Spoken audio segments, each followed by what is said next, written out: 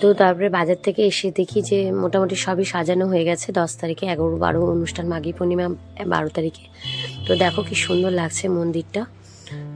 মায়াপুর এরকম সারাক্ষণ ফুল দিয়ে সাজানো থাকে, তো মনে হয় যে সবসময় যদি এরকম ফুল দিয়ে সাজানো থাকতো। এই যে সাজানো গোছানো সবই রেডি, ভালোই লাগছে ফুল দিয়ে সাজানোতে। তো এই বিপ্লব পুজোয় বসেছিল, পুজো টুজো করলো। এই তারপর দিন সকালবেলায় দেখো 11 তারিখে এই পতাকা উত্তোলন হয়ে গেছে। তো তোমার এই যে কি বলে পতাকা উত্তোলন ভিডিওটা কি নেই নাকি, এই যে জেঠু পতাকা উত্তোলন করেছে, বাবা দাঁড়িয়ে আছে, আমাদের পাড়ার মধ্যে সবচেয়ে সিনিয়র ইনি জেঠু। তো এই আর কি, তো খুবই ভালো লাগছে, গোটা ফুল দিয়ে গোটা মন্দিরটা সাজানো হয়েছে। এই এটা আমাদের বাড়ির পুরনো মন্দির, হ্যাঁ এটা আমাদের আদি মন্দির। এইখানেও বাবাটা আছে, এই বাবাটা থেকে পুজো শুরু হয়। ছোট বাবার আর একটা আছে, দেখাবো পরে তোমাদের। যেটা আমাদের বাড়ির গেটটা খুব ফুল দিয়ে সাজানো হয়েছিল। তো ফিজিওথেরাপি ডাক্তাররা বসেছিল, অনেক বিনা পয়সায় ফিজিওথেরাপি করা যায়। সেই সকাল 10টা থেকে শুরু হয়েছিল। তো তোমার এই রং করা, যোগবেদিটা রং করা হলো, খুব ভালো লাগছে, রং করে চেঞ্জই হয়ে গেল। তো তোমার ফিজিওথেরাপি করানো হয়েছিল, প্রায় 25 জনের মতন পেশেন্ট হয়েছিল। এই যে দেখো, এই যে কালকে যে মহোৎসবে রান্না হবে, তো এই যে দেখো এই যে কড়াইগুলো, এই যে এগুলো। তো এই যে ফিজিওথেরাপি হচ্ছে, ডাক্তার বসেছে চেম্বার, তো ওখানে খাওয়া দাওয়া হবে।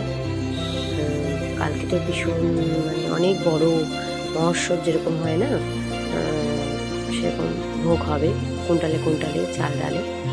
তো প্রচুর লোকজন খাবে। এবার কত কুইন্টাল করা আছে, প্রতিবার 10 কুইন্টাল, কোনো সময় 12 কুইন্টাল, এবার 8-9 এরকমই কিছু একটা হয়েছে হয়তো। ওদিকে বড়রা থাকে তো ওদিকে আর যায় না। তো যাই হোক, সবই বাবার দয়া, বাবা যেরকম করবে সেরকমই হবে। তো দেখো এই যেখানে হোম হবে, এখানে কালকে খুব সুন্দর সাজানো হবে, তো সাজিয়েছিলাম। তো নেক্সট ভিডিওতে দেখাবো আমি তোমাদের। এই যে নাম লেখানো হচ্ছিল, দাদা আর বাবা বসেছিল, পেশেন্টদের নাম, এই যে থেরাপি ডাক্তাররা চেম্বারে বসেছে। তো বিনা পয়সায় আর কি থেরাপি করানো হচ্ছিল, তো থেরাপি চলছিল এখানে। তো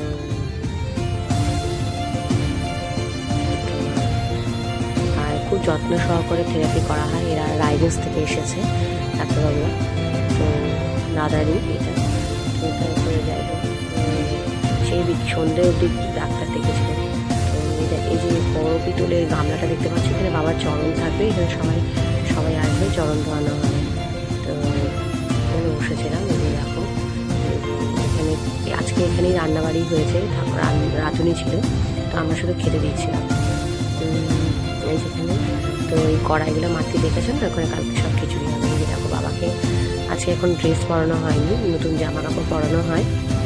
তো এটা বেনারসিটা ছিল, এই বেনারসিটা আমি বললাম বিপ্লবকে এটা পরিয়ে দে, তো কি সুন্দর করে বেনারসিটা পরিয়েছিল। তো দেখো আজকে তোমার এখনও কিছুই সাজানো হয়নি। তো এই যে তারপরে কাঁচা ফুল দিয়ে পুরো বাবার ওই জায়গাটা সাজানো হয় প্রতিবারই। তো তোমার হচ্ছে আগের দিন ওরা ফুল আসেনি কলকাতা থেকে, তো পরের দিন এসেছে, তো পরের দিন সাজাতে এসেছে। ওদের প্রচুর বিয়েবাড়ি কালীগঞ্জে চলছিল, তো ওই জন্যই আর কি ভাবলো যে একবারে এসে আজকে সাজিয়ে দেবে। দেখো কি সুন্দর তোড়াগুলো বানাচ্ছে, এত সুন্দর করে তোড়া বানাচ্ছে ওরা,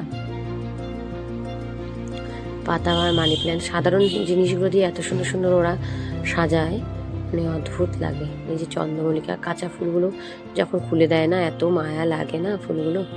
দেখো তোড়াটা কি সুন্দর সাজিয়েছে। তো এই তোড়াগুলো বাবার পায়ের সাজতে যে গোল রাউন্ড দেখলে যে গোলাপ ফুল, লাল ফুলের, তো ওইখান দিয়ে সাজানো থাকবে। মানে এবার গোলাপটা পায়নি বলো, গোলাপের কালেকশনটা অনেক কম, গাঁদার কালেকশন অনেক কম। তো জারবেরা, চন্দ্রমল্লিকা বিভিন্ন কালারের